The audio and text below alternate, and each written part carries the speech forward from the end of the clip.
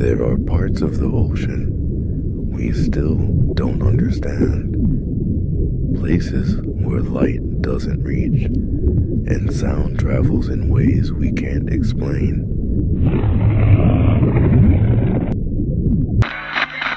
In declassified naval recordings, there are sounds that don't match any known species.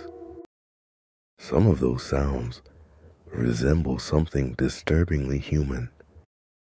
Long before modern science, sailors described encounters with beings that could mimic voices,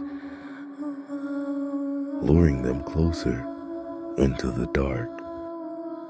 Not myths, not hallucinations, patterns repeated across centuries. So what if mermaids were never meant to be seen as beautiful creatures, but as something far more dangerous? And what if they're still down there?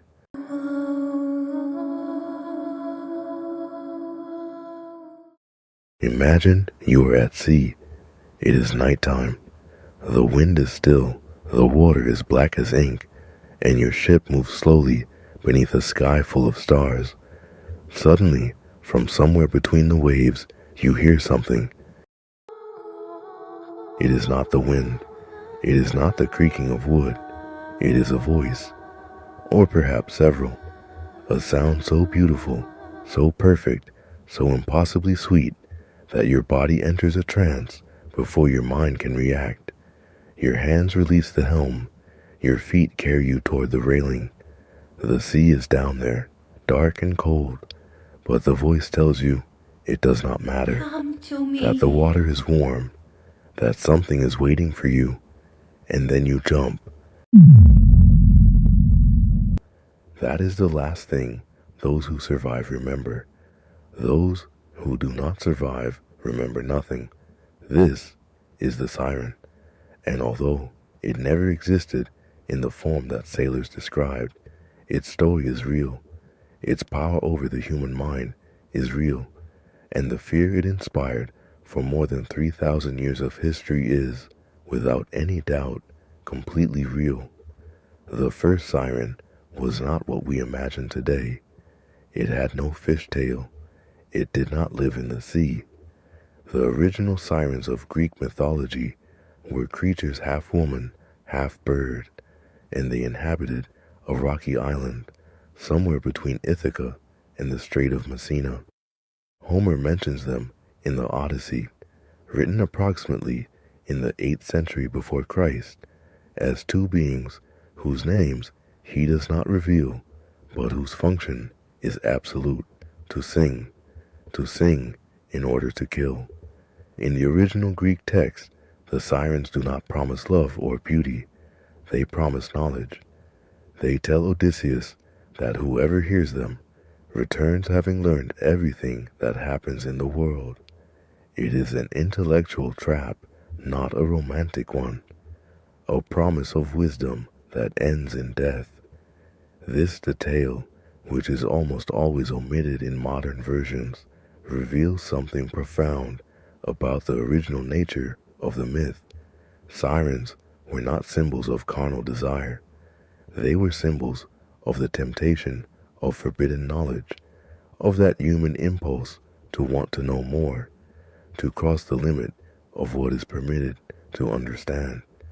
Odysseus, the most cunning man in Greek mythology, is the only one who hears them and survives, precisely because he ties himself to the mast of his ship before approaching the island. He can hear them, but he cannot act. He can desire, but he cannot consummate the desire. And that image of the most intelligent man in antiquity, tied to a pole, weeping and begging his men to release him while listening to the most beautiful song in the world, is one of the most powerful ever produced by the human mind in all its history. Why birds? The Greeks associated birds with the souls of the dead. In several traditions of the ancient Mediterranean world, the spirit left the body in the form of a bird upon death. The sirens in their original form, were therefore psychopomps, guides of souls, beings of the threshold between life and death. Their song was not simply beautiful, it was the sound of the afterlife, the music you heard at the exact moment you died. To approach them was, literally, to approach your own death, and yet no one could resist. The transformation of sirens from birds to fish occurred gradually during the expansion of the myth throughout the Mediterranean, and later across all of Europe. The Romans, who inherited Greek mythology and adapted it, began to associate sirens with the sea in a more direct way.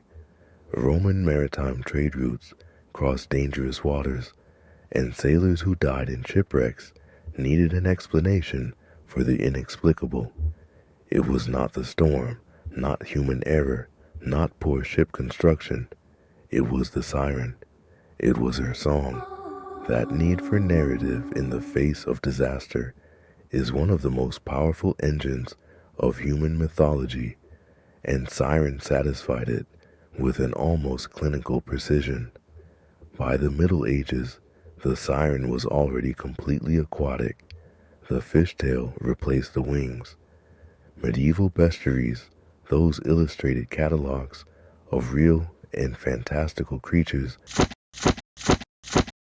that European monks compile with the same seriousness with which we compile scientific encyclopedias today, describe sirens as beings of the ocean who lured sailors with their song and dragged them down into the depths. In some manuscripts, they were also attributed the ability to change the weather, to summon storms with their voice, to command the sea itself. The myth had grown. It was no longer just a warning about the temptation of knowledge. It was a force of nature with a will of its own. This is where the story becomes more interesting, because at this point, the myth began to intersect with biology.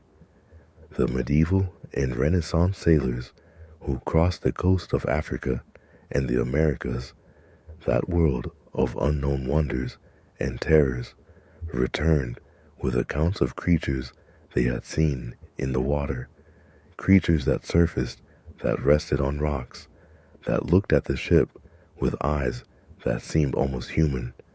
Those creatures were dugongs and manatees, herbivorous marine mammals that nursed their young by holding them with their front flippers in a posture that, at a certain distance and under certain lighting, can appear remarkably human.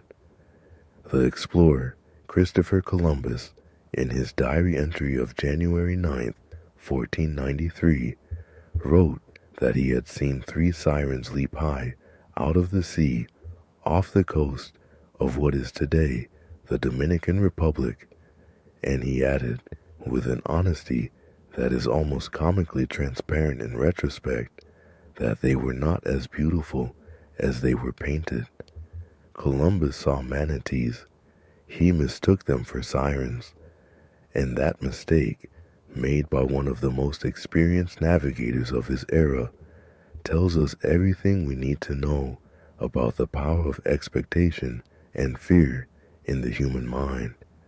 When you have spent months at sea, when you grew up hearing stories of sirens, when the ocean has repeatedly proven that it can kill you effortlessly, any creature that surfaces with vaguely familiar shapes can become the monster you expected to find.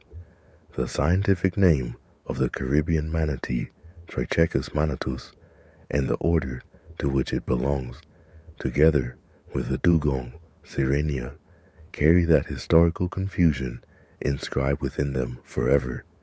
Science baptized these animals with the name of the myth they generated. It is one of the rare cases in natural history where modern taxonomy pays homage to a collective human illusion. But reducing sirens to misidentified manatees would be a mistake in understanding. The siren myth exists in cultures that never had contact with each other and that never saw a manatee.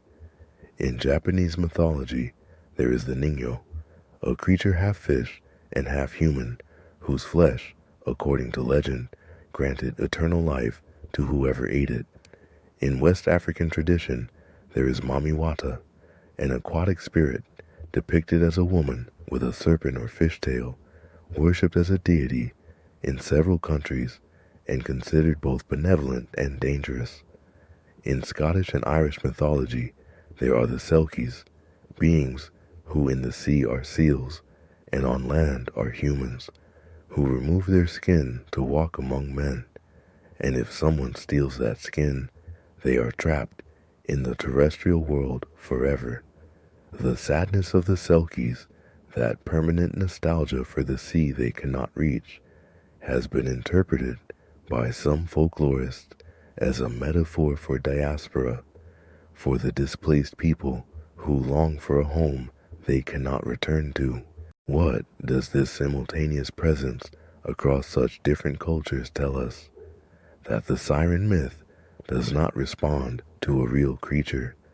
It responds to something in the architecture of the human mind, to that ancient and disturbing fascination with the boundary between the human and the non-human, with the frontier between the known world and the unknown, with the attraction toward that which can destroy us. The sea, in virtually every culture in the world, is the symbol of the unconscious, of what we cannot see, control, or understand, and the siren is its guardian, the being that lives on that threshold and invites us to cross it, knowing perfectly well what awaits us on the other side. Literature and art never let the sirens go. In 1837, Hans Christian Andersen published The Little Mermaid, a story that in its original version has nothing of the happy ending Disney added a century later. Andersen's Little Mermaid sacrifices her voice to obtain legs, suffers unbearable pain with every step she takes, and in the end does not get the prince. She dissolves into sea foam. It is a story about the devastating price of renouncing your own nature in order to fit into someone else's world. A story about identity, about sacrifice, about the impossibility of belonging completely to two worlds at once. Psychologists and mythologists have analyzed the siren myth from countless angles. Carl Jung identified them as representations of the anima, the feminine aspect of the male unconscious, that part of the psyche that promises completeness, but which, if not properly integrated, leads to self-destruction. The comparative mythology studies of Joseph Campbell point out that the encounter with the siren is a variant of the universal archetype of the trial, that moment on the hero's journey when he must face the most powerful temptation in order to prove he is worthy of continuing. Odysseus passes the trial.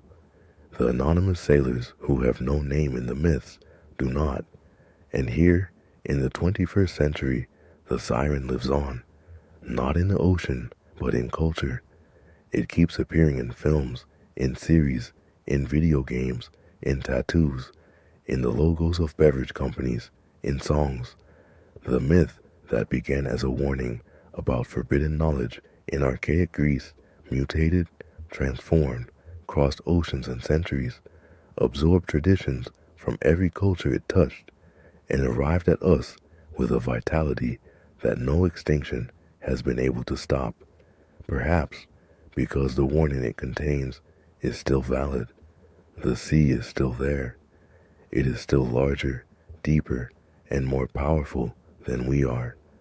It still guards secrets we have not been able to decipher, and that impulse, that irresistible desire to approach the edge, to listen to what comes from the darkness, to cross the limit of what is safe for the promise of something more beautiful, more true, more complete than everything we know.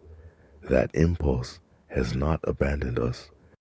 The siren never existed in the waters of the Mediterranean, but it exists in that part of us that releases the helm when it hears something too beautiful to ignore, that walks toward the railing, that looks at the black, cold water, and for a moment, just one moment, considers jumping. And that siren needs no fishtail to be completely, absolutely real.